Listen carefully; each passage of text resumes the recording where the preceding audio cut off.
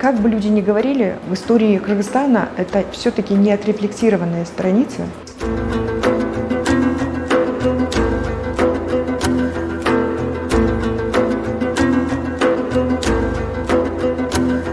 В теории считается, что 3 поколения помнят память, потом третье поколение начинает забывать. Помнят те, которые участвовали, потом помнят их дети, и еще немного рассказывают внукам. И когда мы видим, например, на период советский, мы понимаем, что там очень много чего недосказано. Такие листы умолчания или серые страницы. А нам хочется знать про себя все. Потому что это прошлое, это часть наших родителей. Как это можно узнавать? Это можно узнавать через память людей. Через архивные данные, через архивы, которые, к сожалению, в Кыргызстане закрыты. Через память наших родителей.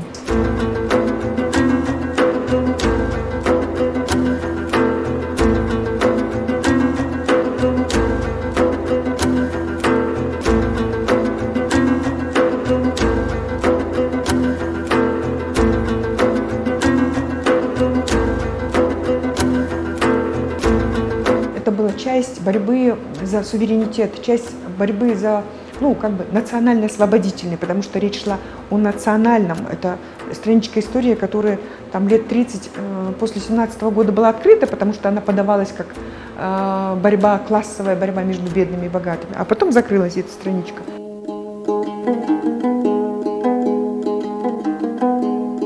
Сюжеттери баары ошол кыргыздар ашуулар аркылуу Кытайга качып баратканын түшүндүрөт. Ошол эле учурда аялдар проблемасын, ошол өркүндөгү аялдар, мисалы үчүн аябай көп кыздар, кичинекей кыздар, өспүрүм чоң кыздарды сатууга туура келген.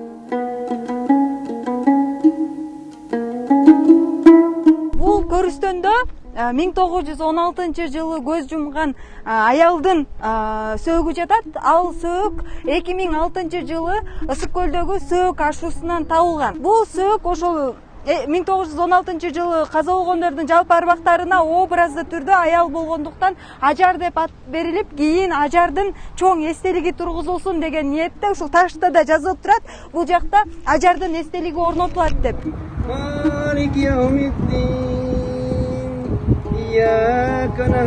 Причем очень важно осознавать, что пока у нас из списка только 2 камня, которые поставило государство, мемориала. При этом один реальный мемориал при въезде в БОМ, а второй вот здесь вот на магистрали Абдрахманова камень. И то это не до мемориал, потому что когда Атамбаев был президентом, он пообещал, что этот участок будет отдан обществу, и там будет мемориал по 2016 году. А потом заволокитилось и умолчалось. А все остальные 18 точек – это разные места памяти, которые люди сами поставили.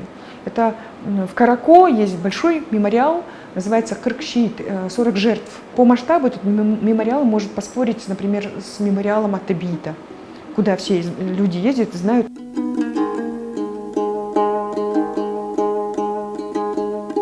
Нам из СМД удалось сделать 2 исследования, которые сейчас уже, мне кажется, невозможно. Первое исследование – это связанное вот с Сюркюном, с такой девичьей памятью. А второе – это исследование вот в Украину, раскулаченные и сосланные в Украину. Мы не претендуем на какие-то другие истины. Я хочу знать, что было с моим народом 50-100 лет тому назад. И я имею на это право.